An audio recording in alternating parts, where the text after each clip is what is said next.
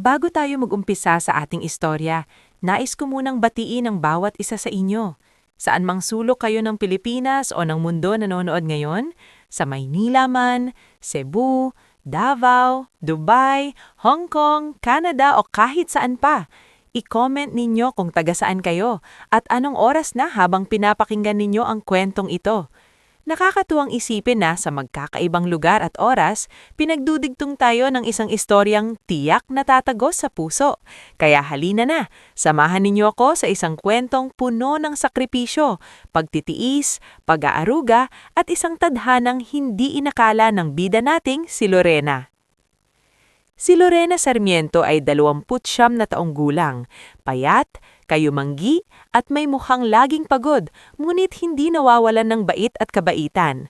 Kung titingnan siya ng isang estranghero, aakalain itong isa lamang siyang simpleng babae na ordinaryo ang buhay, pero sa likod ng tahimik niyang mga mata ay isang mahabang kasaysayan ng hirap, sakripisyo at mga pangarap ng matagal niyang isinantabi para sa kapakanan ng iba. Tubong San Pablo, Laguna si Lorena. Lumaki siya sa isang maliit na bahay na yero ang bubong at semento lamang ang kalahati ng sahig. Ang kanyang ama na si Roman ay isang karpinterong hindi sigurado ang kita, habang ang kanyang ina na si Lina ay isang mananahi ng mga kortina at damit ng mga kapitbahay. Hindi marangya ang buhay nila, pero noon masaya pa rin ang kanilang pamilya. May simpleng hapunan, tawanan sa gabi at pangakong balang araw ay makakapagtapos si Lorena sa kolehiyo. Panganay si Lorena sa 3 magkakapatid. Ang sumunod sa kanya ay si Brix, masipag ngunit pasaway noong kabataan, at ang bunso nilang si Salve, mahiyain ngunit matalino. Sa 3, si Lorena ang itinuturing na pag-asa ng pamilya. Magaling siya sa eskwela, madalas mapasama sa honor roll at pangarap niyang maging guro balang araw. Pero gaya ng maraming pangarap ng mahihirap, hindi lahat ay natutupad ayon sa plano. Noong 19 na taong gulang si Lorena at nasa 2 taon ng kolehiyo, biglang nasangkot sa aksidente ang kanyang ama habang gumagawa sa isang construction site. Nahulog ito mula sa 2 palapag at hindi na umabot ng buhay sa ospital. Sa isang iglap, nawala ang haligi ng kanilang tahanan. Mas masaklap pa, hindi sapat ang naibigay na tulong ng pinagtratrabahuan ng kanyang ama, kaya't nabaon agad sa utang ang kanilang pamilya para sa pagpapalibing at gastusin sa araw-araw. Parang masaklap na biro pa ng tadhana, ilang buwan lamang ang lumipas ay nagkasakit naman ng matinding karamdaman sa baga ang kanyang inang si Lina. Hindi na ito nakakapagnahi ng maayos at madalas ay nakaratay na lamang sa banig habang inuubo sa madaling araw. Lorena, mahinang nitong sabi noon habang nakaupo sila sa gilid ng higaan. Ikaw na muna ang aasa sa bahay na to. Pasensya ka na, anak. Pinilit ngumiti ni Lorena kahit namumuo ang luha sa kanyang mga mata. Nay, huwag po kayong mag-sorry. Ako na po ang bahala. At mula noon, doon nagsimulang gumuho ang mga pangarap na dati napakalinaw sa isip niya. Tumigil siya sa pag-aaral. Ibinenta niya ang ilang libro niya sa kolehiyo. Naglaba siya sa kapitbahay, namasukan sa karinderya, naging tagapagbantay ng maliit na tindahan at kahit anong marangal na trabaho ay pinasok niya basta may maiuwing bigas at pambili ng gamot. Madalas ay 1 beses lang siyang kumain sa isang araw para lang may pambaon si Salve sa eskwela at may maibigay na pamasahe kay Brix. Ngunit hindi sapat ang paunti-unting raket. Lumalaki ang bayarin ng gamot ng ina niya, tumataas ang utang sa tindahan at unti-unting sumisikip ang mundo ni Lorena. Isang hapon habang naghahatid siya ng tinapay sa bahay ng dati niyang guro sa high school na si Ma'am Cora, may narinig siyang usapan sa loob ng sala. Ma'am, naghahanap pa rin ba si Sister Karina ng maayos na caregiver para dun sa kakilala niyong matanda? Tanong ng isang babae. Oo, sagot ni Ma'am Cora. Kaso mahirap ang trabaho. Sa Maynila pa. Kailangang matyaga at hindi matatakutin. Maraming naunang umalis. Napahinto si Lorena sa tapat ng pinto.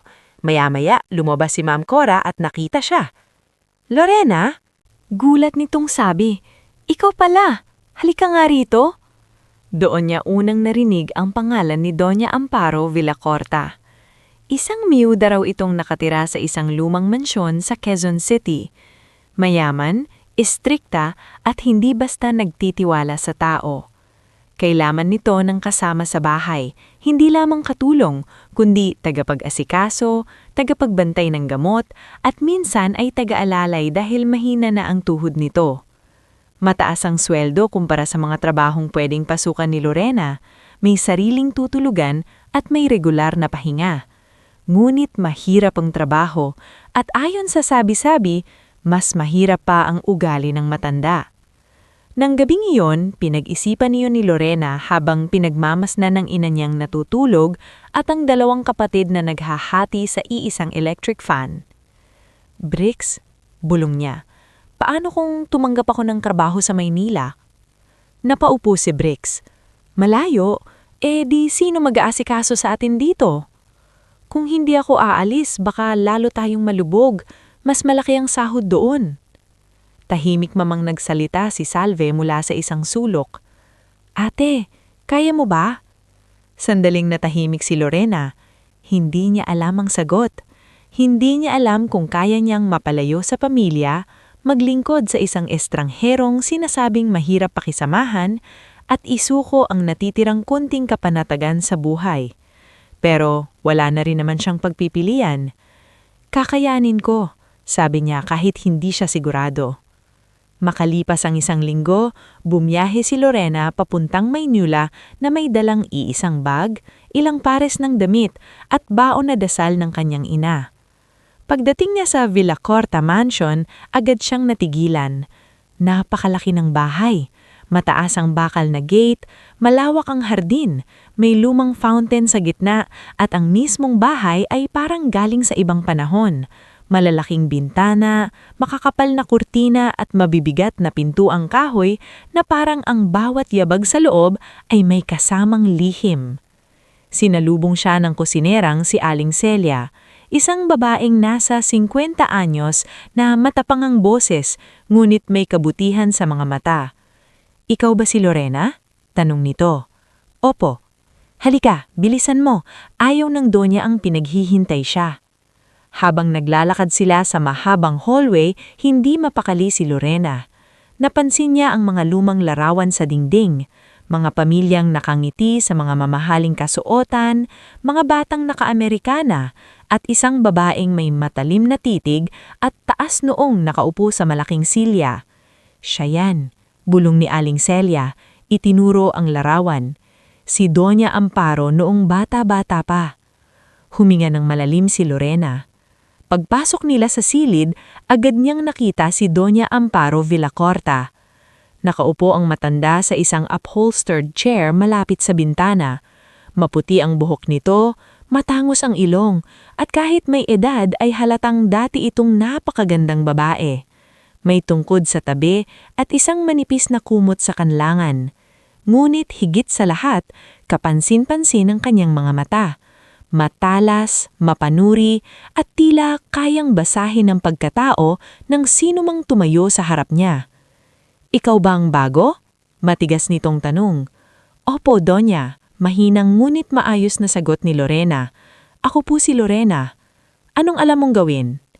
Maglinis, magluto ng basic na pagkain, maglaba, mag-alaga ng may sakit at marunong ka bang magsinungaling? Napatigil si Lorena. Hindi niya alam ang tamang sagot. Hindi po, sabi niya sa wakas. Bahagyang umangat ang kilay ng matanda. Lahat ng tao marunong magsinungaling. Ang tanong, gaano kabilis ka mahuhuli? Hindi nakapagsalita si Lorena. Sa likod niya, tila naawa si Aling Celia. Donya, galing po sa biyahe ang bata. Tahimik, Celia, putol ni Doña Amparo. Ikaw, Lorena, tignan mo vo. Tumingin si Lorena sa mga mata ng matanda. Marami nang dumating dito. Lahat sila mababait sa umpisa, masisipag sa unang linggo, magagalang kapag kaharap ko, pero kapag tumagal, lalabas din ang tunay na ugali. May magnanakaw, may tsismosa, may tamad, may manluloko. Bakit kita kukunin? Nilunok ni Lorena ang kaba sa lalamunan. Ito na marahil ang pinakamatinding sandali ng kanyang buhay sa mga panahong iyon. maling salita, at baka pauwiin na siya kaagad. Hindi ko po masasabi kung bakit niyo ako kukunin, pero kung bibigyan niyo po ako ng pagkakataon, hindi po ako aalis hanggat kailangan niyo ako at hanggat marangal po akong nagtatrabaho. Napatitig si Doña Amparo sa kanya ng matagal. Pagkaraan ng ilang segundo, sumandal ang matanda sa upuan. Matapang ka rin pala. Hindi iyon papuri, ngunit hindi rin iyon pagtanggi. Ako po ang aasikaso sa mga gamot ninyo kung papayagan kayo, dagdag ni Lorena, at sisikapin ko pong hindi kayo bigyan ng problema. Dahan-dahang nagsalita ang matanda. Lahat kayo ganyan magsalita sa umpisa. Tumikhim si Aling Celia. Donya, subukan niyo na po. Mukhang mabait naman. Napabuntong hininga si Doña Amparo. Sige, 1 buwan. Kapag pumalpak ka, paalisin kita. Opo, mabilis na sagot ni Lorena. At doon nagsimula ang panibagong yugto ng buhay niya. Hindi naging madali ang unang mga buwan. Mahigpit si Doña Amparo sa oras ng gamot, sa ayos ng higaan, sa timpla ng tsaa, sa kapal ng kumot at kahit sa paraan ng pagbukas ng bintana. Isang maliit na pagkakamali lamang ay may kasunod ng sermon. Lorena, malamig ang tubig. Lorena, bakit hindi pa napapalitan ng mga bulaklak sa florera? Lorena, sinabi ko nang huwag mong gagalawin ang drawer na yan. Sa unang linggo pa lang, ilang beses nang gusto ni Lorena umiyak sa likod ng kusina. Ngunit sa bawat sandaling gusto niyang sumuko, naaalala niya ang inuubo niyang ina, ang matrikula ni Salve at ang pangarap niyang kahit paano ay maiahon sa kahirapan ng mga kapatid. Unti-unti, natutunan niya ang kilos ng bahay at ugali ng matanda. Alam na niya kung anong oras sumasakit ang tuhod ni Doña Amparo. Alam na niya kung kailan ito gusto ng salabat at kung kailan ito tahimik lang na gustong may kasama sa veranda. Nalaman din niya na kahit istrikta ang matanda, ayaw nitong may nasasayang na pagkain at madalas ay pinapabigay ang sobrang ulam sa gwardyang si Mang Dindo at sa hardinerong si Pabling.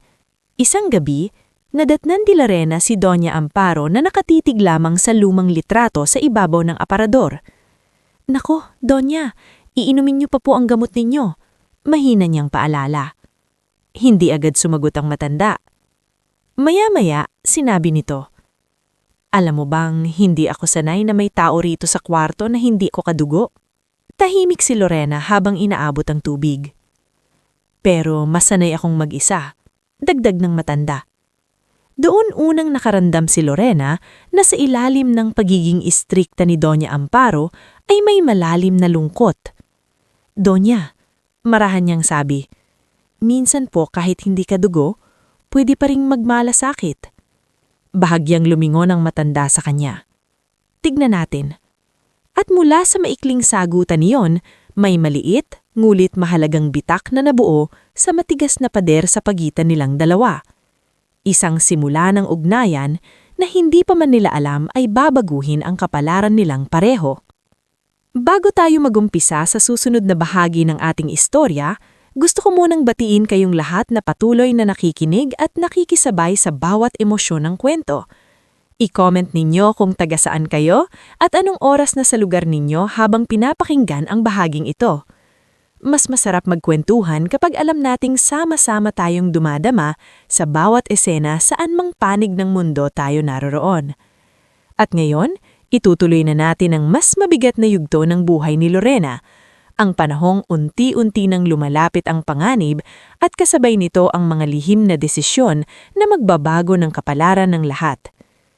Mula sa huling gabing iyon kung saan sinabi ni Doña Amparo ng, "Tignan natin." Mas naging maingat si Lorena sa bawat kilos niya sa Villacorta Mansion. Hindi pa rin naging madali ang lahat, pero napansin niyang unti-unti nang lumalambot ang matandang dati-rati puro utos at pagsusungit lamang ang ibinabato sa kanya. Sa mga sumunod na buwan, naging mas organisado ang araw-araw ni Lorena.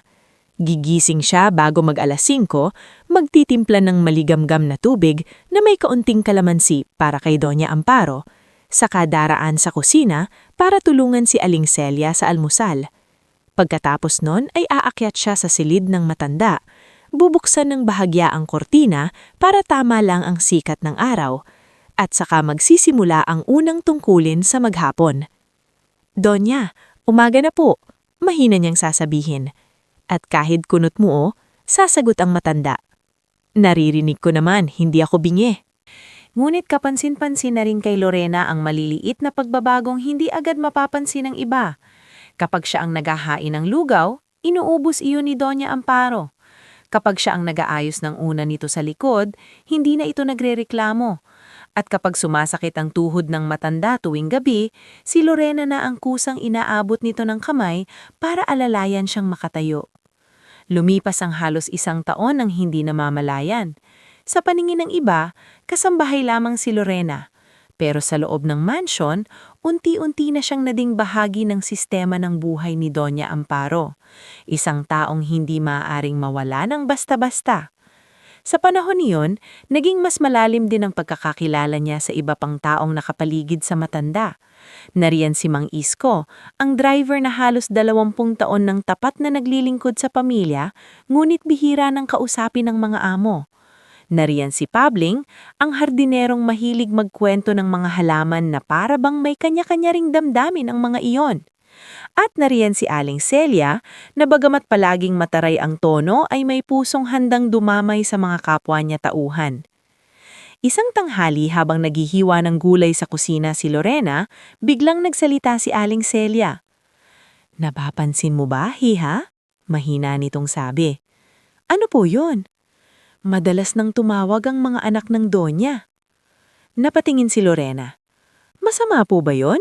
Baka gusto lang po talagang dalawin siya." Napakibit-balikat si Aling Celia, sa kabahagyang tumawa ng walang saya. "Kung kilala mo lang ang pamilyang yan, hindi ka agad matutuwa." Hindi agad nakaimik si Lorena. Noon pa man ay naririnig na niya ang mga pangalan ng mga anak ni Doña Amparo, pero bihirang-bihira niya silang makita. Si Leandro, ang panganay, ay madalas lang lumitaw kapag may kailangang pirmahan o kunin. Si Miriel naman ay laging sinasabing abala sa mga charity at sosyal na okasyon. Si Tomasito naman, ang bunso, ay halos hindi man lang nababanggit ng matino sa bahay dahil sa dami ng gulong kinasasangkutan nito. Ngunit makalipas ang ilang linggo, nagsimulang magpakita ang mga ito ng paisa-isa. Unang dumating si Leandro Villacorta isang hapon na naka-Amerikana kahit mainit ang panahon. May dala siyang mamahaling prutas, pabango ang kamoy, at ngiting pilit na mabait. "Nay," malambing nitong bati habang papasok sa silid ng matanda. Napansin niyang bahagyang umigting ang panga ni Doña Amparo. "Anong kailangan mo?" Diretso nitong tanong. Tumawa si Leandro.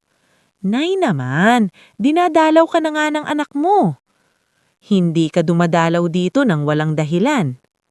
Pansamantalang natigilan si Leandro, ngunit mabilis din itong nakabawi.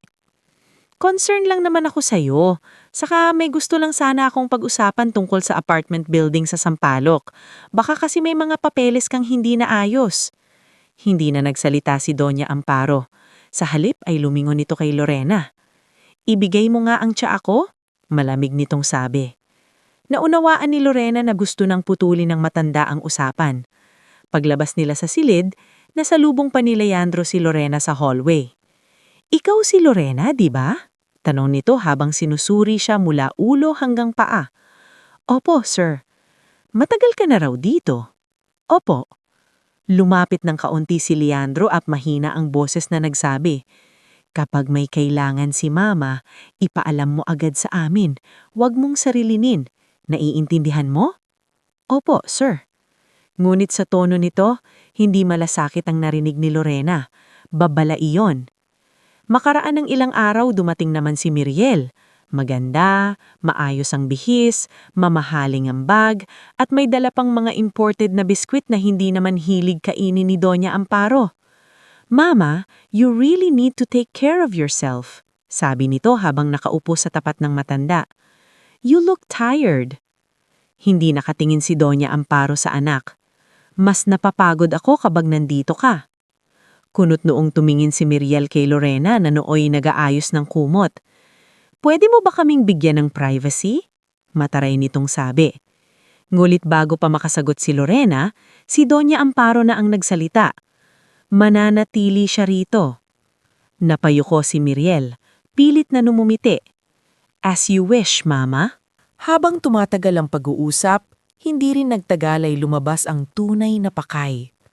Pinapakiusapan nito ang ina na ibenta na raw ang lumang rest house sa Tagaytay dahil sayang lamang daw at wala namang gumagamit. Ngulit halatang hindi iyon simpleng mungkahi lamang. Mama, praktikal lang tayo, sabi ni Miriel. Ang daming gastusin sa maintenance. Kung ibebenta mo yun ngayon, mataas pang value. At muli, malamig na sagot ni Doña Amparo ang pumigil sa kanya. Hindi pera ang problema ko, mga anak ko. Pagkaalis ni Miriel, napansin ni Lorena na matagal na nakatanaw lamang sa bintana ang matanda. Tahimik ang silid, taning tikatik ng lumang orasan ng maririnig. Donya, maingat na sabi ni Lorena, gusto niyo po bang ipalagay ko ang hapunan niyo rito na lang?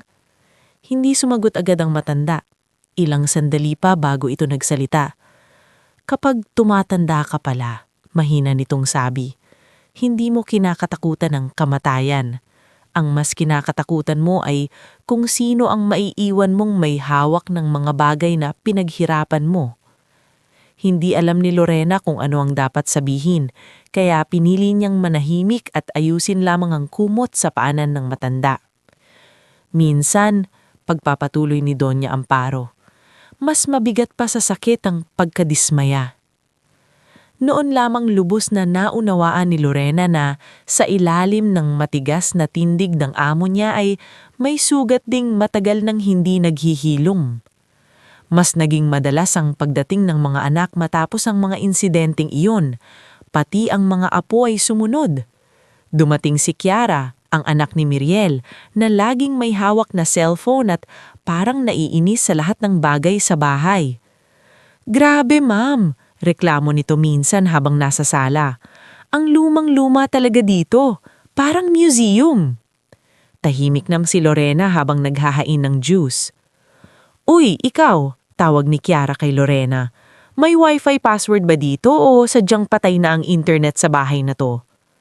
Bago pa man makasagot si Lorena, narinig nilang sumigaw mula sa taas si Doña Amparo. Kiara, kung nandito ka lang para lang magreklamo, umuwi ka! Napasimangot si Kiara.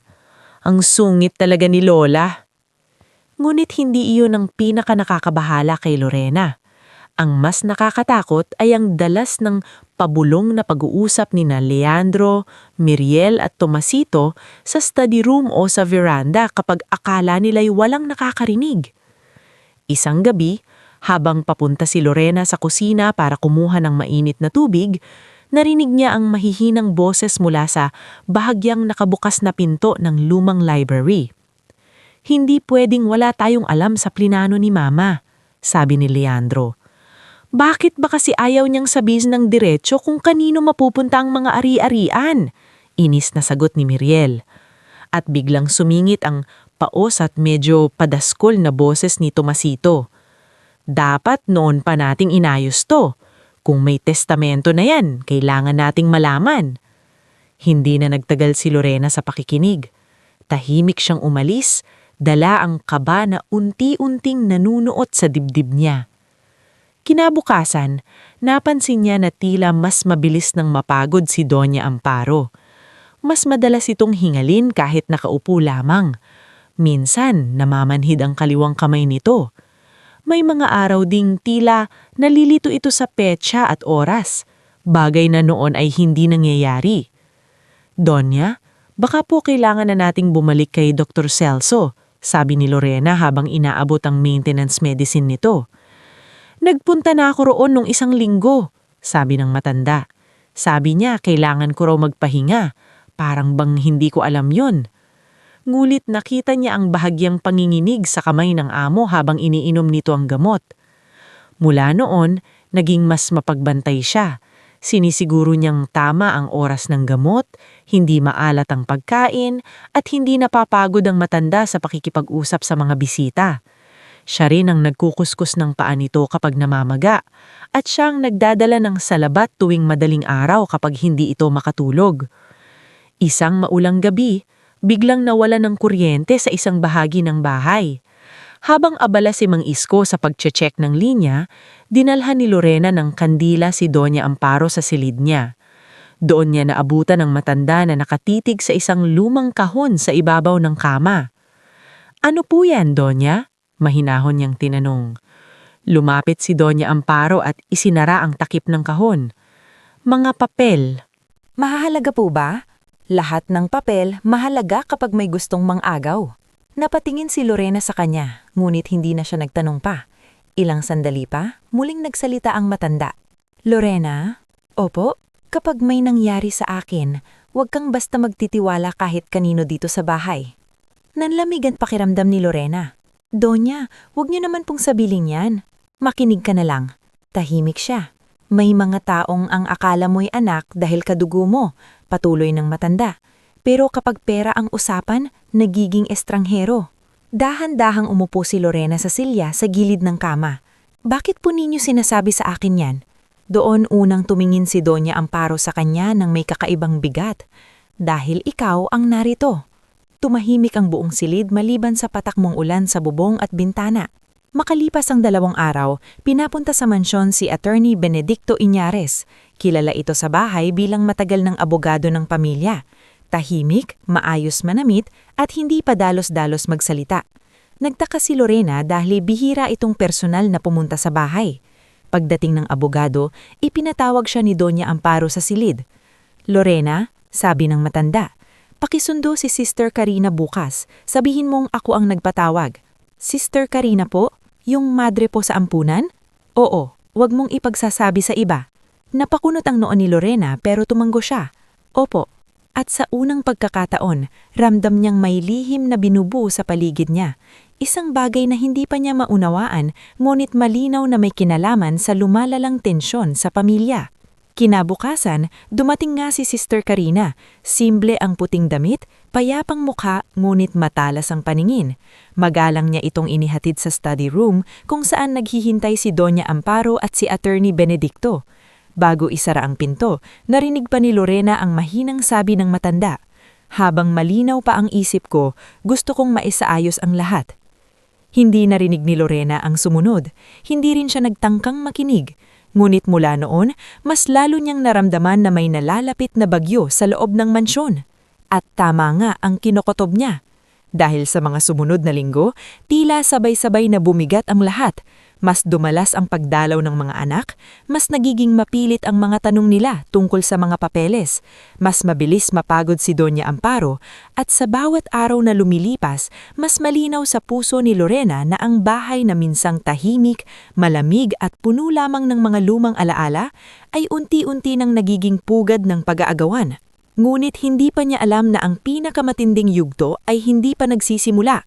Dahil darating ang umagang sa isang iglap, magbabago ang lahat at ang simpleng pag-aalaga niya sa isang matandang amo ay magiging sentro ng isang labanang hindi niya kailanman ginustong pasukin.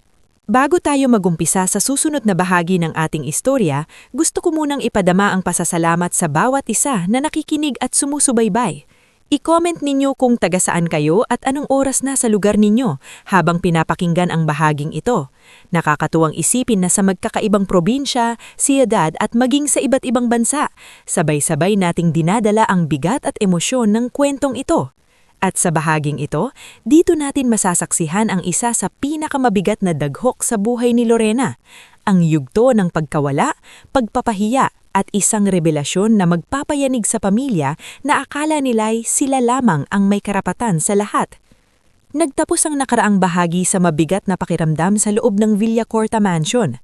Mula nung dumating si Attorney Benedicto at si Sister Karina para makipagpulong ng lihim kay Doña Amparo, lalong umigting ang tensyon sa bahay. Hindi man alam ni Lorena ang buong detalye ng kanilang pinag-usapan, supat na ang kilos ng matanda upang maunawaan niyang may mga desisyong ginagawa ito ng tahimik, mga desisyong hindi dapat malaman agad ng mga anak nito. Ngunit habang lumalalim ang lihim na iyon, lalong umihina ang katawan ni Doña Amparo. Mas madalas na itong mapagod kahit kaunting lakad lamang mula kama patungong veranda. May mga umagang nagigising itong balisya, tila hindi maalala kung anong araw na. Minsan naman, habang hawak ni Lorena ang tasa ng tsaa, bigla nitong binibitawan ng matandang hawak niyang kutsara dahil nang hihina ang mga daliri nito. Donya, baka dapat sa ospital na kayo ulit magpatingin. Maingat na sabi ni Lorena isang umaga habang inaayos ang unan nito. Umiling si Doña Amparo. Pagod na akong magpa-ospital. Ang gusto ko, tahimik. Pero baka po delikado. Mas delikado ang mga tao sa paligid ko kaysa sa sakit ko. Putol ng matanda. Hindi na sumagot si Lorena. Sanay na siyang hindi agad sinasabi ni Doña Amparo ang buong laman ng isip nito. Ngunit sa mga mata ng amo niya, malinaw ang takot. Hindi sa kamatayan, kundi sa maaring mangyari pagkatapos noon. Samantala, halos linggo unang dumarating sina Leandro, Miriel at Tomasito. Hindi na nila itinatago ang interes sa mga naiwan ng kanilang ina. Palaging may pasimpleng tanong tungkol sa mga titulo, sa mga bangko, sa mga paupahan, at sa mga lumang dokumentong matagal nang hindi na ilalabas mula sa study room. Isang hapon, habang pinapainom ni Lorena ng gamot si Doña Amparo sa silid nito, walang pasintabing pumasok si Miriel kasama si Kiara. "Mama, kailangan nating pag-usapan ng about sa property tax ng Tagaytay House," sabi ni Miriel. Hindi man lamang nito binati ang ina. Nag-angat ng tingin si Doña Amparo. "Hindi ba kayo marunong kumatok?" "Family naman tayo dito," matabang sagot ni Miriel. Tahimik na umurong si Lorena dala ang tray, ngulit bago siya makalabas ay nagsalita ang matanda. "Manatili ka rito, Lorena." Nakita niya ang pag-igting ng panga ni Miriel pero wala itong magawa. "Mama," pilit na hininahon ni Miriel ang boses niya, "huwag ka nang magmatigas. Kailangan na nating ayusin ang mga bagay-bagay. Hindi ka na bumabata." Napakunot ang noo ni Doña Amparo. "Alam ko ang edad ko. Hindi ko kailangan ng paalala mula sa anak na bihirang magpakita maliban kung may gustong makuha." "Mama!" "Anong mama?" Matalim na sagot ng matanda. "Noong birthday ko, nasan ka? Noong 2 linggo akong nilagnat, nasan ka? Kapag kailangan ko ng kasama, sino ang nariyan? Hindi ikaw." Napayuko si Kiara, ngunit si Miriel ay namutla sa galit. "Ano bang ikinukwento sa iyo ng babaeng yan? Simula nang dumating siya rito, para bang kami pa ang masama?" Nanlamig si Lorena. "Ma'am, wala po akong—" "Huwag kang sasabat," sigaw ni Miriel. Bago pa tuluyang sumiklab ang komprontasyon, napahawak bigla si Doña Amparo sa kaliwang bahagi ng mukha niya. Nalaglag ang isang tableta sa sahig. Napilipit ang bibig nito at biglang nanghina ang isang kamay. "Doña!" sigaw ni Lorena. Tumayo siya agad at sinalo ang matanda nang napahilig ito sa isang tabi. "Mama!" Napahiyaw si Miriel na umatras pa halip na lumapit. Mula sa hallway ay agad tumakbo si Aling Celia, kasunod si Mang Isko.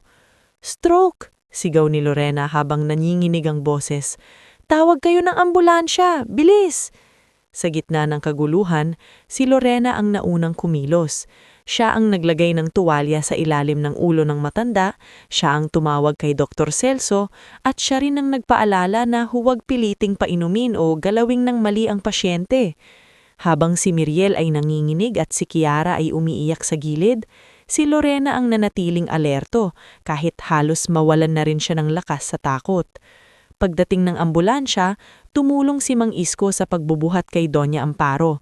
Sumama agad si Lorena sa sasakyan. Ngunit sa sandaling paakyat na siya, ay hinila siya ni Leandro na noon lang dumating, halatang nagmamadali. "Sandali," sabi nito, "kami na ang bahala rito." "Sir, ako po ang may alam ng schedule ng gamot niya at sinabi ko ng kami na." Marining naputol ni Leandro. "Pamilya kami rito." Napatigil si Lorena, ngulit narinig niya ang mahinang ungol ni Doña Amparo mula sa stretcher. Nang makita niyang tila hinahanap ang direksyon niya sa namumungay nitong paningin, naglakas loob siyang magsalita. "Sir, kailangan niya po ako." Bago pa muling makatanggi si Leandro, sumingit si Dr. Celso na kararating lamang. Pasamahan niyo ang caregiver, siya ang may mas malalaman sa current condition ng pasyente. Napakagitlabin ni Leandro, ngunit wala itong nagawa. Sa ospital, ilang oras na parabang walang katapusang paghihintay ang dinaanan ni Lorena. Paulit-ulit siyang tinatanong ng nurse tungkol sa mga gamot, maintenance, at mga huling nangyari bago ang stroke. Siya ang sumagot sa halos lahat dahil ni isa sa mga anak ni Doña Amparo ay hindi alam ang eksaktong iniinom ng kanilang ina. Makalipas ilang oras, lumabas si Dr. Celso. Na-stroke siya. Seryosong sabi ng doktor. Nakaagapay tayo pero kailangan nating maging handa. Posibleng magkaroon ng permanenteng epekto sa pagsasalita at pagkilos niya. Parang may humugot ng lakas sa tuhod ni Lorena. Napaupo siya sa malamig na metal bench sa hallway. Sa kabila ng lahat ng sungit at sakit ng ulo, nasanay siyang kasama si Doña Amparo sa araw-araw. Hindi niya kayang isipin ng mansyon nang wala ito. Ngunit ang mas masakit ay hindi doon nagtapos ang pagsubok. Nang payagan ng makita si Doña Amparo sa silid, si Lorena ang unang gustong lumapit, ngunit hinarangan siya ni Miriel. "Tama ng pag-aalaga mo," malamig nitong sabi. "Kami narito." "Ma'am, pakiusap ni Lorena. Baka po hanapin niya ako." "Kami ang mga anak." Halos pabulong ngunit may lason sa tinig ni Miriel. "Kasambahay ka lang. Huwag kang masyadong magpahalaga sa sarili mo." Parang tinusok ang dibdib ni Lorena, ngunit pinili niyang manahimik. Pagkaraan ng ilang araw sa ospital, inuwi rin si Doña Amparo sa mansyon dahil mas gusto raw nitong doon magpagaling. Ngunit hindi na ito ang dating matandang matalas ang dila at matibay ang tindig. Hirap na itong magsalita. Kailangan na itong alalayan sa halos lahat. Minsan ay malinaw ang isip, minsan naman ay pagod na pagod itong parang nalulunod sa sariling katahimikan. At sa pagbabalik sa mansyon, mas lumala ang ugali ng mga anak nito. Unti-unti nilang inalis kay Lorena ang access sa lahat. Hindi na siya pinapayagang magdesisyon sa pagkain o gamot ng matanda nang walang pahintulot. Si Miriel ay nagdala pa ng isang private nurse na si Marlon para raw mas profesional ang mag-asikaso kay Doña Amparo. Ngumit kitang-kita ni Lorena na wala itong malasakit. Mechanical kung maglilinis, minamadali ang pagpapalit ng lampin, at hindi marunong makiramdam kapag pagod o balisa ang pasyente. Minsan naaabutan ni Lorena si Doña Amparo na basa ang damit at nanghihina sa kama. "Bakit hindi pa napapalitan?" Galit niyang tanong kay Marlon. "Nakaschedule pa mamaya," kibit balikat ng nurse. "Pasyente yan, hindi gamit." Tahimik silang pinanood ni Tomasito mula sa pintuan, saka ngumisi.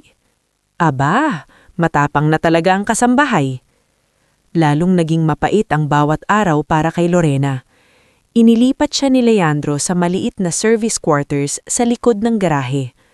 Ang mga damit niyang dati nasa maayos na aparador sa loob ng mansyon ay ipinasok sa isang kahon na parang wala nang naging silbi sa bahay na iyon sa loob ng maraming taon. Maging si Kiara ay natutong tumulad sa ina. "Ang kapal talaga ng mukha mo, no?" sabi nito minsan habang nasa lubong si Lorena sa kusina. "Akala mo kung sino ka rito."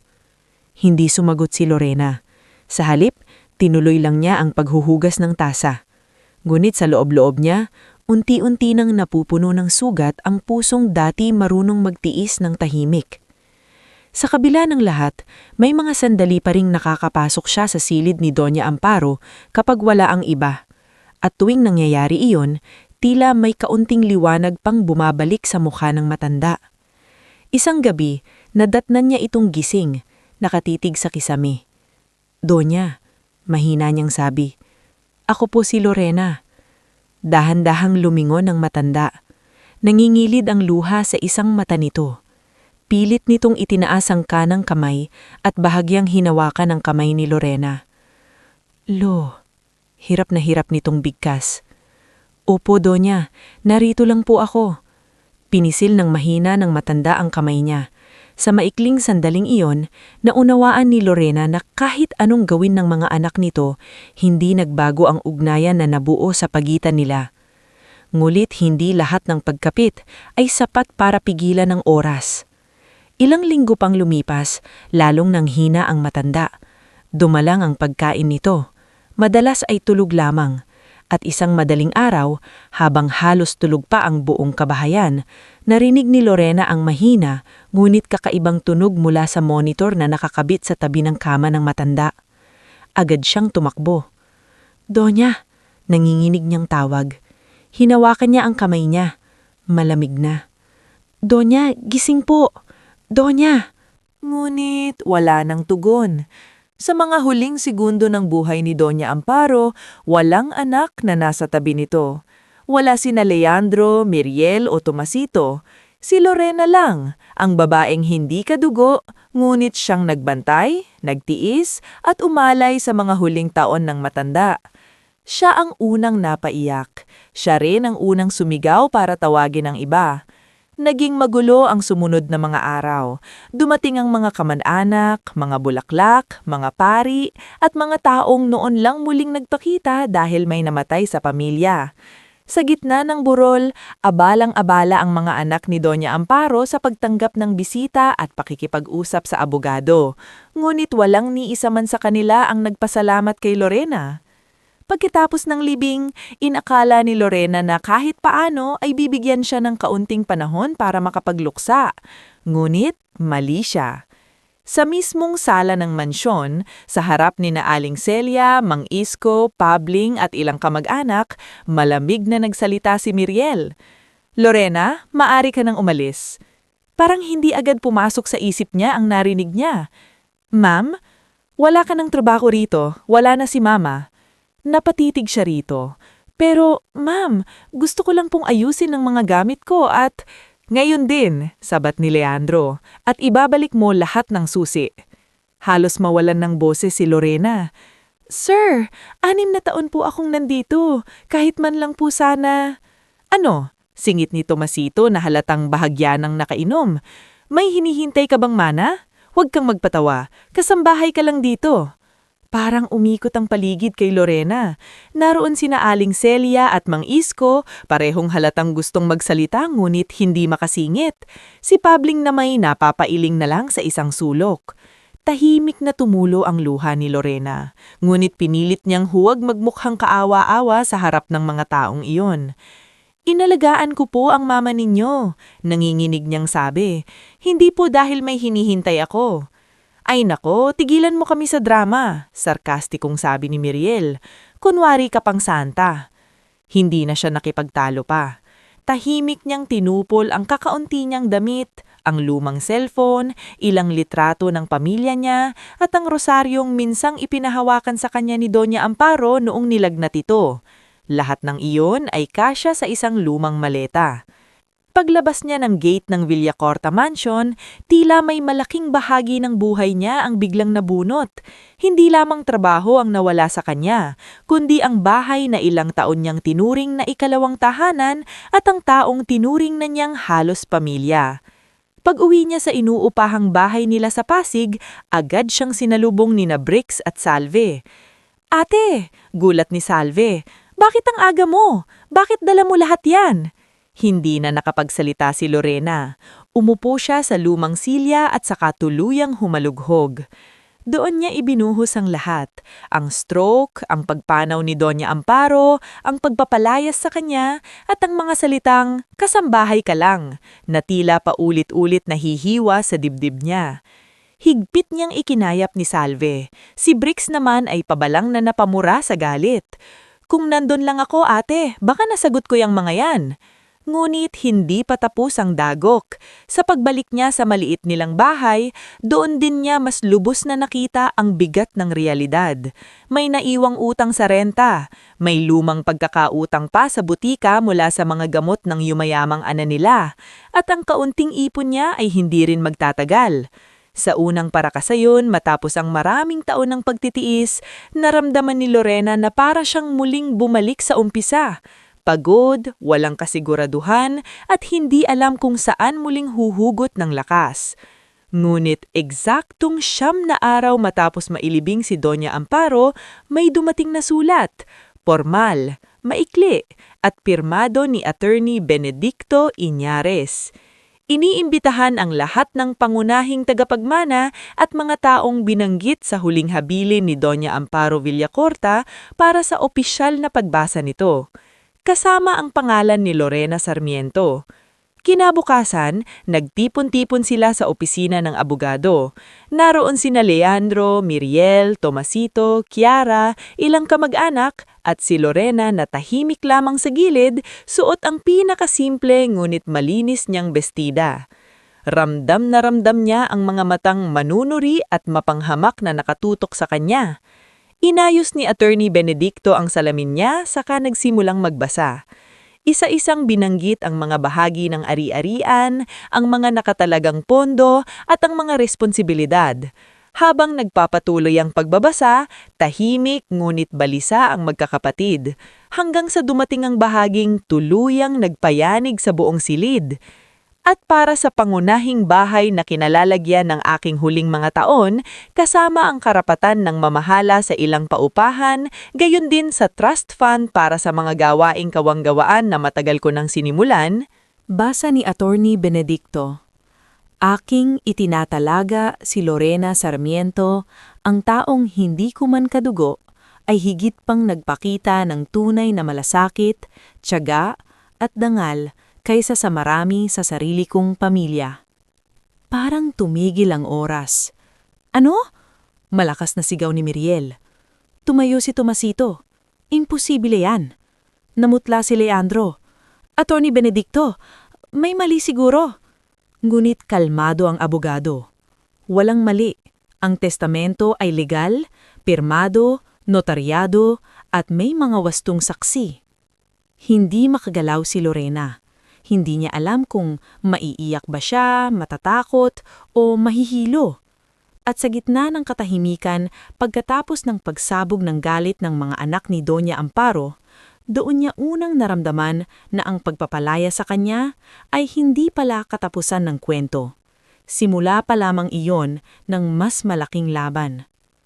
Bago tayo mag-umpisa sa panibagong bahagi ng ating istorya, nais ko munang batiin ang bawat isa sa inyo na hanggang ngayon ay patuloy na nakikinig at sumasabay sa bawat bigat ng kwento. I-comment ninyo kung taga saan kayo at anong oras na sa lugar ninyo habang pinapakinggan ninyo ang bahaging ito. Nakakatuwang isipin na sa kabila ng magkakaibang pinagmulan natin, iisa ang damdaming humihila sa atin sa mga kwentong puno ng sakit, pag-asa at hustisya. At sa bahaging ito, masasaksihan natin kung paano nagsimulang tumayong muli si Lorena, hindi na bilang isang kasambahay na kayang maliitin at paalisin, kundi bilang babaeng unti-unting natutong ipaglaban ang dangal na matagal niyang pinortektahan sa katahimikan. Nagwakas ang nakaraang bahagi sa loob ng opisina ni Attorney Benedicto Iñares, kung saan sa harap ng lahat ay binasa ang huling habilin ni Doña Amparo Villacorta. Sa iisang iglap, ang babaeng pinalaya sa mansyon na parang walang halaga ay siya palang iniwanan ng pinakamabigat na responsibilidad, ang pangunahing bahay, ang pamamahala sa ilang paupahan at ang trust fund para sa mga gawaing kawanggawa na matagal nang nais palawakin ng matanda. Ngunit gaya ng inaasahan, hindi natapos doon ang gulo. Sa halip, doon pa lamang ito nagsimula. Ayokong tanggapin to. Malakas na sigaw ni Miriel habang nanginginig ng galit ang mga kamay. Isang kasambahay? Sa kanya mapupunta ang karapatan sa bahay ni Mama? Tahimik lang si Lorena sa kinauupuan niya. Halos hindi niya siya makatingin ng diretsyo sa sino man. Hanggang sa sandaling iyon, hindi pa rin lubos na pumapasok sa isip niya na ang lahat ng narinig niya ay totoo. Tumayo rin si Leandro, pinipigilan ang galit sa boses. Attorney Benedicto, kailan ginawa ang testamento na yan? Bakit hindi kami ipinaalam? Bakit parang biglang may pabor sa taong hindi naman kadugo? Mabagal ngunit matatag na tumugon ng abogado. Ginoong Leandro, Ang testamento ng inyong ina ay ginawa noong malinaw pa ang kanyang pag-iisip. Nasa wastong proseso ito. May notaryo, may mga saksi, at may kalakip pang medical certification mula kay Dr. Celso na siya ay nasa maayos na kalagayang mental noong panahong iyon. "Huwag mo kaming lokohin," singgit ni Tomasito, sabay turo kay Lorena. "Baka matagal niyang minamanipula si Mama." Doon lang umangat ng bahagya ang mukha ni Lorena. Namumuo ang luha sa gilid ng mga mata niya. Hindi dahil sa takot, kundi dahil sa sakit ng mga salitang paulit-ulit na ibinabato sa kanya kahit patay na ang taong pinaglaanan niya ng panahon at buhay. "Hindi ko po kailangan ng kahit anong pabor para alagaan ang nanay ninyo," nanginginig ngunit malinaw niyang sabi. "Ginawa ko po yun dahil kailangan niya ng taong mananatili." "Mananatili?" Mapaklang tawa ni Miriel. "Napakagaling mo namang umarte." Bago pa humaba ang pagtatalo, itinaas ni Attorney Benedicto ang kamay. "Tama na. Anuman ang personal ninyong saloobin, umiiral ang dokumentong ito. Maaari kayong maghain ng legal na hakbang kung gusto ninyong questionin ito, ngunit sa ngayon, malinaw ang habilin ni Doña Amparo." Pagkatapos ng pagbasa, hindi na nagtagal si Lorena sa opisina. Hindi niya kayang makisiksikan sa iisang silid kasama ang galit, mapanuring mga mata, at mga bulong-bulungang waring handa siyang lunurin anumang sandali. Tahimik siyang lumabas habang hinahabol siya ni attorney sa hallway. "Lorena?" Tawag nito. Lumingon siya. Hawak pa rin ang lumang bag na tila mas mabigat ngayon kaysa kailanman.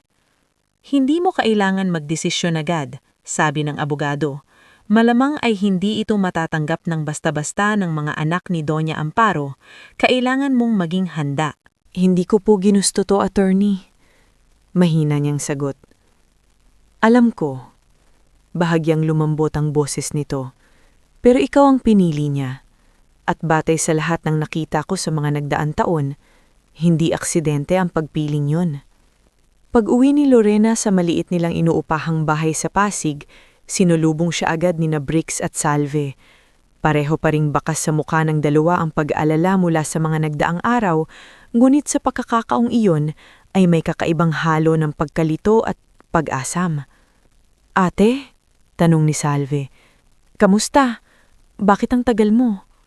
Hindi agad nakasagot si Lorena. Umupo muna siya sa lumang bangko sa tapat ng hapagkainan, sa kanya marahang ipinaliwanag ang lahat. Ang laman ng testamento, ang galit ng mga anak ni Doña Amparo, at ang hindi niya malaman kung dapat bang ikatuwa o ikatakot ang lahat. "Ano?" gulat na sabi ni Briggs. "Ibig sabihin, may karapatan ka na sa mansyon?" "Huwag niyo munang isipin yun," sagot ni Lorena. "Hindi naman ganun kasimple. Malamang lalabanan nila to." Tahimik si Salve. Saka dahan-dahang nagsalita. "Pero ate, kung talaga namang ikaw ang pinagkatiwalaan, baka gusto ka lang talagang gantihan ni Doña Amparo sa kabutihan mo." Napayuko si Lorena. Gusto niyang maniwala roon, ngunit sanay siyang magduda sa mabubuting bagay kapag napunta sa kanya. Masyado nang matagal ang buhay niyang pawang pagtitiis at pagbitaw para agad niyang yakapin ang ideyang may magandang kapalarang naghihintay para sa kanya. Ngunit pagkalipas pa lamang ng 2 araw, dumating na ang unang hampas ng kapalit ng habilin. Sa palengke kung saan bumibili ng gulay si Lorena, may mga pabulong-bulong na agad na sumusunod sa kanya. Siya raw yung kasambahay na nagmana. Naku, baka may milagro. Hindi naman ibibigay ng mayaman ng mga ari-arian sa katulong ng walang dahilan. Narinig niya ang ilan sa mga iyon habang namimili ng kamatis. Masakit, ngunit wala siyang ibang nagawa kundi lunukin ang hiya at ipagpatuloy ang paglakad. Sa mga sumunod na araw, mas lumalaka ang mga kwentong umiikot. May nagsabing inakit daw niya ang loob ng matanda para makakuha ng kayamanan. May nagsabing sinira niya raw ang mga tunay na anak. May ilan pang nagsabing baka pineke ang testamento. Isang hapon, habang nagwawalis si Salve sa tapat ng bahay, may 2 kapitbahay na babae ang dumaan at sadyang pinalakas ang boses. "Kung ako sa anak ng matanda, kakasuhan ko talaga yun. Ano ba naman yung ilang taon mong magtiis kung kapalit milyon?" sagot ng kasama nito. Narinig iyon ni Lorena mula sa loob, ngunit pinili niyang hindi lumabas. Sa halip, umupo siya sa tabi ng bintana at mariing pumikit. Noon niya unang naranasan na ang pag-ahon pala minsan ay may kasamang panibagong kahihiyaan. Parang kailangan mo munang pagdudahan ng buong mundo bago ka pahintulutang huminga ng maluwag. Sa gitna ng lahat ng iyon, nanatiling matatag si Attorney Benedicto. Inayos niya ang mga dokumentong dapat asikasuhin, ipinaliwanag kay Lorena ang mga legal na limitasyon at responsibilidad, at ipinakilala rin sa kanya ang accountant ni Doña Amparo, si Miss Perlita Magsino. Si Miss Perlita ay isang babaeng nasa 50, nakasalamin at may pananalitang direkta kung direkta. Hindi ito paligoy-ligoy at halatang sanay sa mga taong gusto lang pirmahan ang hindi naman binabasa.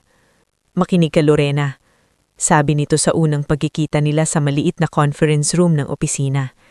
"Hindi sapat na ikaw ang nakapangalan sa responsibilidad. Kailangan mong maintindihan ang bawat papel na hahawakan mo. Kapag hindi, kakainin ka ng buo ang mga taong mas sanay sa pera kaysa sa dangal." Nakatuwid ng upo si Lorena. "Handa po akong matuto."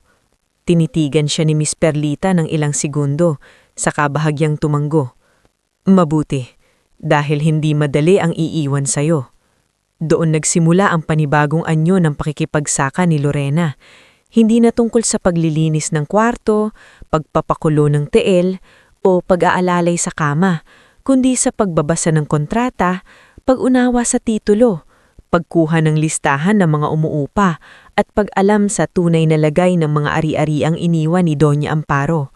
At doon niya rin nalaman ang isang mahalagang katotohanan: hindi perpekto ang iniwang mundo ng matanda. May mga paupahan ng ilang taon nang may atrasong bayad sa buwis. May lumang apartment building sa Sampaloc na napabayaan sa maintenance. May ilang tauhan sa mansyon na matagal nang hindi maayos ang kontrata. At higit sa lahat, may trust fund na malinaw ang layunin. Ipagpatuloy ang maliliit na gawaing kawanggawa ni Doña Amparo, lalo na ang pagtutulong sa mga matatanda at sa mga anak na mga matagal ng kawani ng bahay. "Hindi lang mana ang iniwan sa'yo," sabi ni Attorney Benedicto minsan habang pinipirmahan ni Lorena ang mga acknowledgement receipt. "Responsibilidad yan, at kung ayaw mo, pwede mong bitawan." Huminto si Lorena sa pagpirma. Ilang segundo siyang natahimik. Noon pumasok sa isip niya ang mga gabing binabantayan niya si Doña Amparo habang nilalagnat. Ang mga madaling araw na siya lang ang kaharap ng matanda sa veranda. Ang mga salitang, "Ikaw ang narito," at ang huling pagpisil ng kamay nito sa kanya bago ito tuluyang nanghina. Kung tatalikuran niya ang iniwan ng matanda, parang tinalikuran na rin niya ang tiwalang ibinigay nito. Dahan-dahan siyang tumingala. "Hindi ko po bibitawan." At mula sa araw na iyon, nagsimulang magbago si Lorena. Hindi sa paraan ng pananamit o sa biglang pagyaman, hindi siya bumili ng mamahaling bag, hindi siya lumipat agad sa mansyon, at hindi siya nag-astang biglang may kapangyarihan. Ang una niyang ginawa ay balik-balikan ang mga taong matagal nang nasa laylayan ng sistemang pinabayaan ng pamilya Villacorta. Una niyang kinausap si Mang Isko, Aling Celia at Pabling. Nagkita sila sa maliit na karinderya malapit sa dating mansyon dahil ayaw pa ni Lorena na gumawa agad ng malalaking esena sa bahay ng mga Villacorta habang mainit pa ang tensyon. "Ano pong balak ninyo, hiha?" tanong ni Aling Celia habang hawak ang tasa ng kape. "Babalik pa ba kayo sa mansyon?" Napabuntong hininga si Lorena. "Hindi ko pa po alam kung titira ako roon, pero kailangan kong ayusin ang mga naiwan ni Doña Amparo. Hindi ko po kakayanin ng ako lang." "Kasama mo kami," agad na sabi ni Mang Isko. Nagulat si Lorena. "Talaga po?" "Kami ang nakakita kung paano mo inalagaan ng Donya," sagot nito. "Kung ikaw ang pinagkatiwalaan niya, may dahilan." Tahimik namang tumanggo si Pabling. "At saka, kung mapupunta lang uli sa mga anak niya ang pamamahala, kawawa ulit ang lahat. Wala silang pakialam sa mga tao rito." Nang marinig iyon ni Lorena, naramdaman niyang unti-unting lumalakas ang loob niya. Sa unang pagkakataon matapos ang pagkamatay ni Doña Amparo, hindi na siya nag-iisa. Ngunit syempre, hindi natuwa ang kabilang panig sa mga unang hakbang niya. Halos sabay-sabay na dumating ang mga panibagong paninira. May anonymous na mensahe siyang natanggap sa lumang cellphone. Hindi ka rin magtatagal, hindi ka bagay sa buhay na yan. Isang araw naman, may natuklasan si Miss Perlita na may kumakalat na liham sa ilang umuupa sa apartment building na sinasabing wag munang magbayad ng renta dahil kinu-question pa raw ang karapatan ni Lorena na mangasiwa. Si Leandro ang may pakanan nito. Galit na sabi ni Miss Perlita, ayaw niyang makontrol mo ang cash flow. Paano po natin haharapin? Tanong ni Lorena. Tama lang ang paraan, sulat, abiso, resibo, legalidad. Malamig na sagot ng accountant, hindi tayo bababa sa putikan. At iyon nga ang ginawa nila. Nagpadala sila ng formal na mga abiso, inipon ng mga resibo, sinuri ang atraso sa bayarin, sinimulang ipaayos ang sirang tubo sa apartment building, pinuntahan mismo ni Lorena ang ilan sa mga umuupa para ipaliwanag ang pagbabago sa pamamahala. Nang una, marami ang nagduda sa kanya. Ikaw ba talaga ang bago? Tanong ng isang matandang umuupa sa sampalok. Akala namin may mayamang tagapagmana. Ngumiti ng bahagya si Lorena. Hindi po ako mayaman, pero ako po ang inutasan at gusto ko pong ayusin ang napabayaan dito. Ang simpleng sagot na iyon, unti-unti ay nagbukas ng tiwala ng mga tao. Hindi siya nagsalita ng mayabang, hindi siya nang utos ng walang dahilan, nakinig siya sa reklamo ng mga umuupa, inalam ang sira sa mga unit at tiniyak na ang koleksyon ng renta ay hindi na mapupunta sa bulsa ng kung sino-sinong nakikisawsaw. Sa kabilang panig nito, unti-unti rin niyang sinimulang pag-aralan ang trust fund na iniwan ni Doña Amparo. Nalaman niyang noon pa man ay may maliit ng feeding program ang matanda sa isang ampunang pinaglilingkuran ni Sister Karina. May ilang beses din itong nagpapaabot ng tulong sa mga anak ng mga tauhan kapag may matrikulang kailangang bayaran. Maliit lang ang sakop noon dahil hindi palaging maayos ang daloy ng pera, pero malinaw ang layunin. Isang hapon, pinuntahan ni Lorena si Sister Karina sa ampunan. Pagpasok niya roon, nasalubong siya ng mga batang naglalaro sa bakuran at ng amoy ng lugaw mula sa kusina. Napangiti siya ng bahagya matapos ang maraming mabibigat na araw. Malumanay na bati ni Sister Karina. Alam kong darating ka. Umupo sila sa isang lumang bangko sa ilalim ng punong akasya. Ilang sandaling tahimik si Lorena bago nagsalita. Hindi ko po alam kung sapat ba akong tao para gawin lahat ng iniwan ni Doña Amparo. Wala namang agad masapat, sagot ng madre. Nagiging handa ang tao kapag pinili niyang huwag tumakas. Tumingin si Lorena sa mga batang nagtatakbuhan. Gusto ko pong maipagpatuloy ang mga nasimulan niya. Hindi man marangya, basta may totoong natutulungan. Ngumiti si Sister Karina. Iyon ang dahilan kung bakit ikaw ang pinili. Sa mga sumunod na buwan, mas naging malinaw ang direksyon ni Lorena. Hindi niya tiningnan ang iniwang ari-arian bilang gantimpala lamang. Tiningnan niya iyon bilang pagkakataon upang ayusin ang sistemong pinabayaan, tulungan ang mga taong matagal nang hindi pinapansin at unti-unting buuin ang buhay na dati-rati puro sakripisyo lang ang laman. Napagtapos niya si Salve sa huling taon nito sa kolehiyo nang hindi na nangungutang. Natulungan niyang makapag-ipon si Briggs para sa maliit na pwesto ng motor shop. Naipagawa nila ang bubong ng lumang bahay ng kanilang ina sa Laguna at unang beses sa matagal na panahon, nakabili siya ng gamot para sa sarili nang hindi iniisip kung may matitira pa para sa hapunan. Pero higit sa lahat, nagsimula ng mabuo sa isip niya ang isang pangarap na hindi para sa sarili lamang.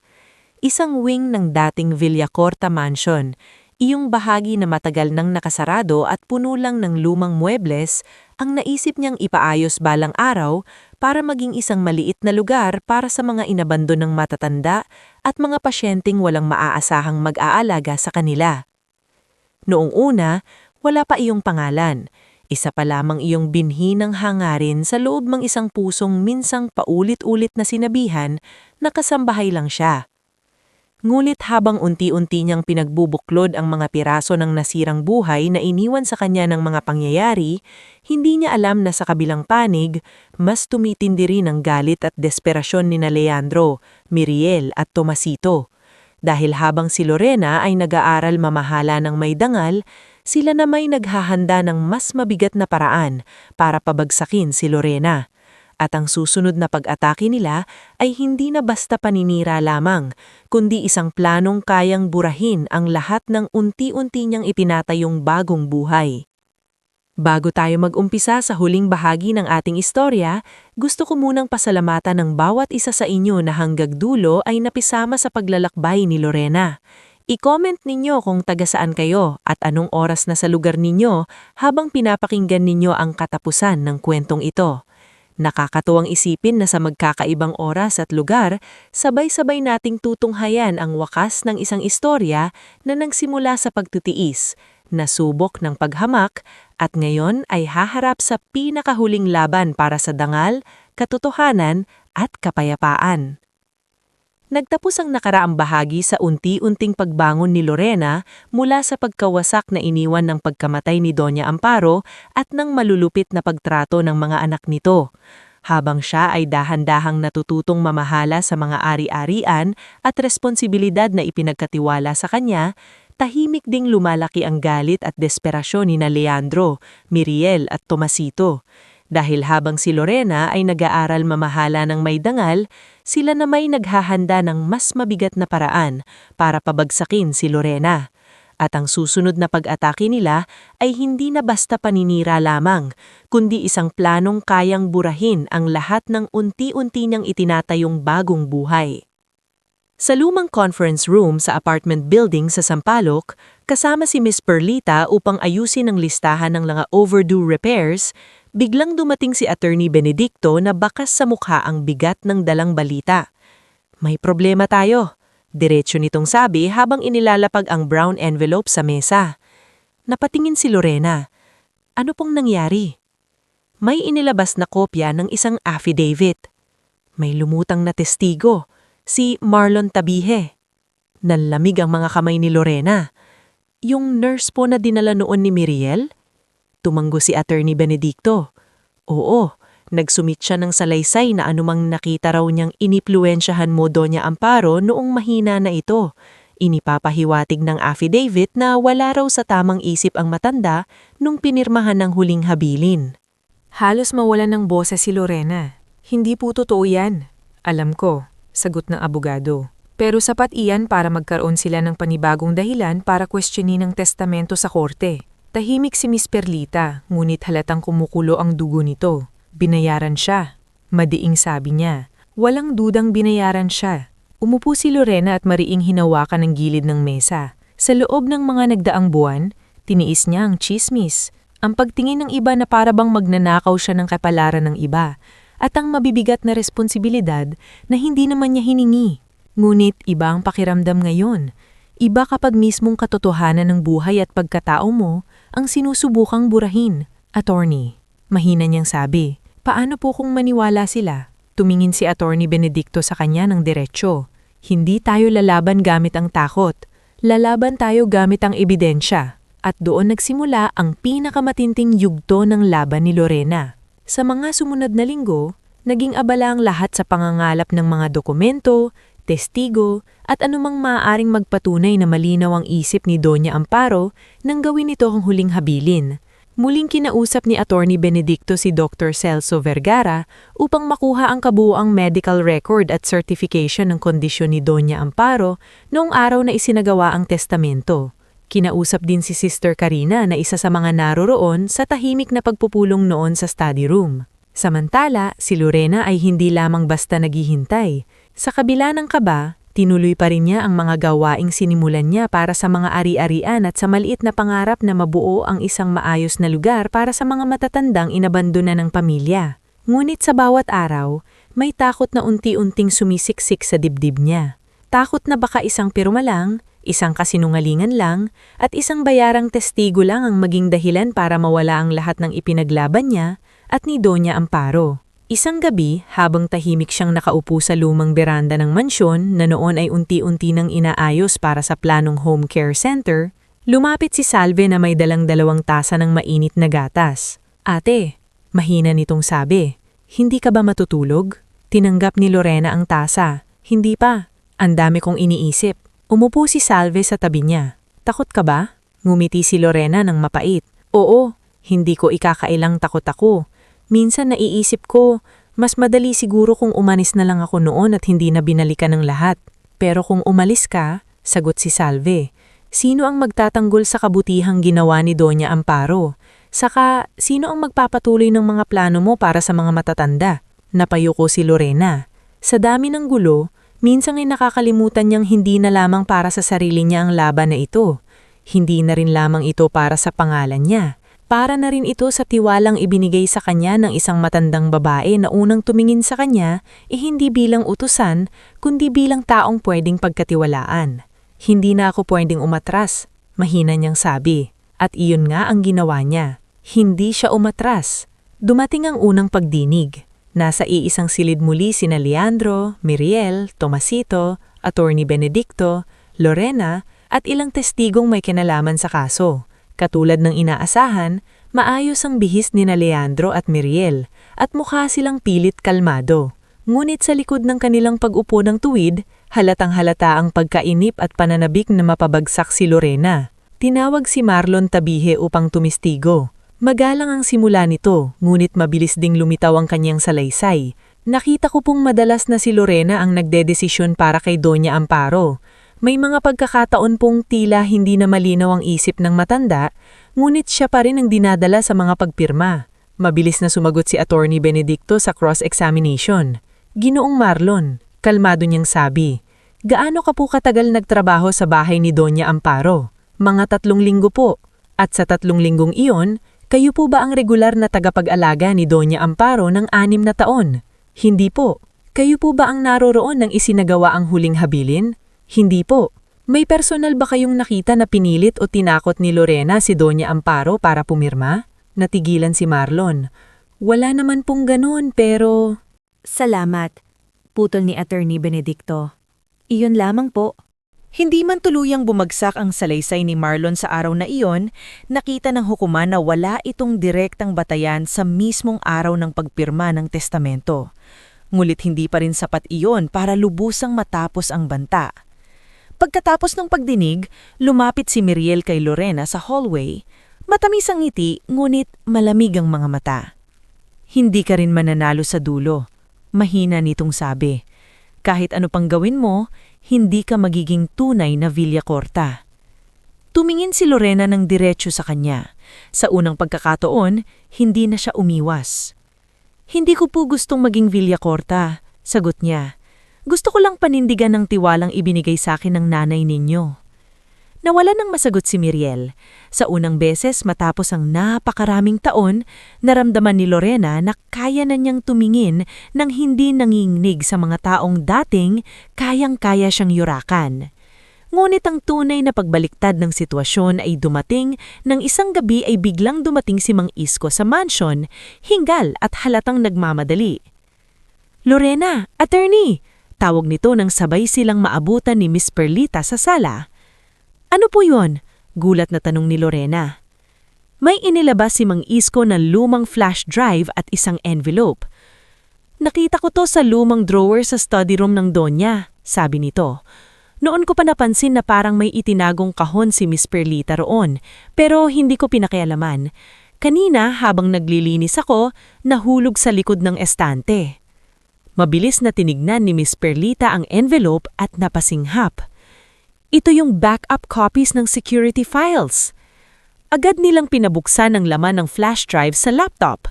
Isa-isa, lumitaw ang mga lumang CCTV clips mula sa mansion, mga eksenang matagal nang hindi nasisilip. Ilang file ang walang saysay, ngunit may isang video mula sa lumang study room, ilang buwan bago ma-stroke si Doña Amparo ang nagpatigil sa lahat. Sa video, malinaw na makikita si Tomasito. Halatang lasing, pumasok ito sa silid ni Doña Amparo habang hawak ang ilang papeles. Naroon ang matanda, mahina ngulit gising. Makikita kung paano ito pilit kinakausap ni Tomasito. Itinutulak ang panulak sa kamay nito at tila pinipilit pirmahan ng isang dokumento. Ilang sandali pa, pumasok si Lorena sa silid. Nagulat sa eksena at agad na hinablot ang papel habang inilalayo si Tomasito sa matanda. "Ano ba kayo? Huwag niyo silang pilitin." Rinig sa lumang audio ang sigaw ni Lorena. Napatayo si Attorney Benedicto. Ito na yon. Hindi pa roon nagtapos ang mabigat na revelasyon. Sa envelope, bukod sa kopya ng ilang lumang records, may isang maliit na kwaderno, ang personal na journal ni Doña Amparo. Hindi iyon formal na diary, kundi maiikling pahina ng mga iniisip nito sa mga gabing hindi makatulog. Hindi nila kailangang basahin ang lahat. Sapat na ang ilang pahina upang tumambad ang matagal nang tinatagong damdamin ng matanda. Si Leandro, puro negosyo at pangako pero bihiring umupo sa tabi ko ng walang hinihingi. Si Miriel, mabait sa mga tao sa labas pero malamig sa sarili niyang ina. Si Tomasito, hindi ko na alam kung maililigtas pa ng pagmamahal ng ina sa bisyo. Si Lorena, hindi ko man anak pero siya ang gumigising sa madaling araw kapag hirap akong huminga. Siya ang hindi umaalis. Pagkabasa pa lamang ng mga linyang iyon, hindi na napigilan ni Lorena ang pagluha. Hindi dahil sa pera o sa karapatan, kundi dahil noon lamang niyang muling naramdaman ng buo ang boses ni Doña Amparo. Matigas, malinaw at tapat. Sa susunod na pagdinig, ibinilaga ni na Attorney Benedicto ang CCTV footage at ang iba pang katibayan. Gumanit hindi direktang batayan ng journal para palitan ng testamento, nagsilbing malakas na patunay sa intensyon ng matanda at sa kalagayan ng mga relasyon sa loob ng bahay. Mas mahalaga pa, sinira ng CCTV footage ang kredibilidad ng kampo ni na Tomasito at Marlon. Nang ipinalabas ang video sa harap ng hukuman, namutla si Tomasito. Si Miriel ay napahigpit sa hawak na panyo at si Leandro ay napapikit na lamang ng mariin, parang gusto nitong maglahaw. "Ginoong Tomasito," sabi ng abogado ng kabilang panyag nang lumabas ang video, "maipapaliwanag niyo ba ito?" Hindi agad ito nakasagot. At nang sumunod pang lumabas na may tala ng malaking halagang ipinadala mula sa account ni Leandro papunta sa account ni Marlon ilang araw bago magsumite ang nurse ng affidavit, tuluyan ng nabiyak ang depensa nila. Sa huling araw ng pagdidinig, malinaw ang naging pasya. Hindi pinaniwalaan ng hukuman ang mga aligasyon laban kay Lorena. Nananatiling balido at may bisa ang huling habilin ni Doña Amparo. Pinuna rin ang mga mapanlinlang na galaw ni na Tomasito at ng testigong si Marlon, at pinayuhan ang kampo ni na Leandro na tigilan na ang paggamit ng huwad na salaysay upang baluktutin ang intensyon ng namayapang matriarch. Paglabas nila ng gusali, para bang unang beses muling nakahinga ng malalim si Lorena. Lumapit si Attorney Benedicto. Tapos na. Napahawak si Lorena sa dibdib niya. Parang hindi pa rin po ako makapaniwala. Maniwala ka na, sabi ni Miss Perlita na ngayon lang muling ngumiti ng ganoon. Karapatan mo na talaga yan at higit sa lahat, nalinis na rin ang pangalan mo. Ilang araw pagkaraan, isang hindi inaasahang tao ang dumating sa gate ng mansyon. Si Kiara. Wala itong mamahaling ayos, walang palaong tindig, at halatang matagal nag-isip bago naglakas loob na kumatok. "Ate Lorena?" Mahina nitong sabi nang pagbuksan siya. Nagulat si Lorena sa tawag nito. "Kiara?" Naiiyak ang dalaga. Pwede bang humingi ng tawad?" Tahimik siyang pinamasok ni Lorena sa sala. Doon, isa-isang inamin ni Kiara ang bigat na matagal niyang kinimkim. Kung paanong nakita niyang mali ang pagtrato ng ina at mga tiyuhin niya, ngulit hingi siya nagsalita.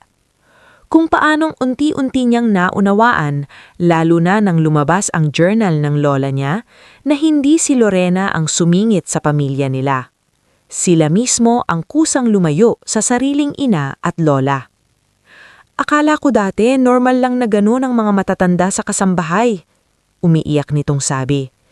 Pero habang tumatanda ako, narealize kong kayo lang ang totoong nandyan para kay Lola. Hindi na hinayaan ni Lorena na magpatuloy pa itong magsalita. Inabot niya ang kamay ni Kiara at marahan iyong pinisil. Tapos na yon. Ang mahalaga, nakita mo rin ang totoo. Hindi naging ganoon kadali ang naging kapalaran ni Leandro, Miriel at Tomasito matapos ang lahat. Nabaon sa mas malaking utang si Leandro nang tuluyang bumagsak ang ilan sa mga negosyong matagal na pala niyang pilit isinasalba sa pamamagitan ng pangingilalam sa mga ari-arian ng ina. Si Tomasito naman ay iniwan ng mga barkadang dati niyang kasamang magwaldas nang mawalan siya ng maaasahang mapagkukunan ng pera. Si Miriel na dating malakas ang loob dahil sa reputasyon niya sa sosyal na lipunan ay napahiya nang unti-unting kumalat ang kwento ng naging pagtrato nila sa kanilang ina at kay Lorena. Ngunit sa kabila ng lahat, hindi pinili ni Lorena ang gantihan sila sa pinakamalupit na paraan. Hindi niya inagaw ang mga bahaging malinaw na iniwan sa kanila ni Doña Amparo. Hindi niya sila pinatapon. Hindi rin niya sila ipinahiya sa publiko.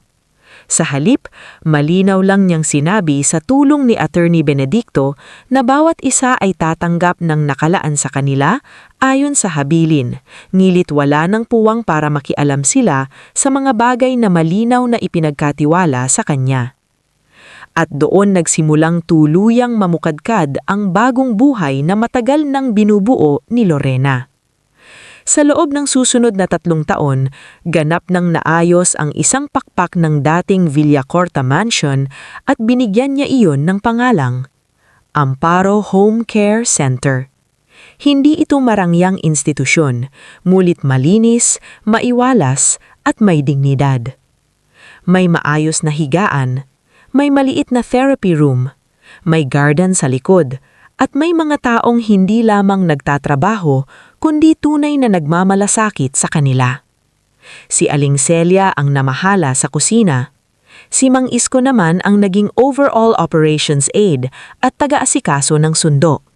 Si Pabling naman ang muling pagaganda sa hardin na ngayon ay puno ng santan, gumamela at mga halamang gusto noon ni Doña Amparo. Sa tulong ni Sister Karina at ni Teacher Nemia, nagkaroon din ng regular volunteers at scholarship support sa ilang anak ng mga caregivers at utility workers. Napagtapos ni Lorena si Salve bilang ganap na guro.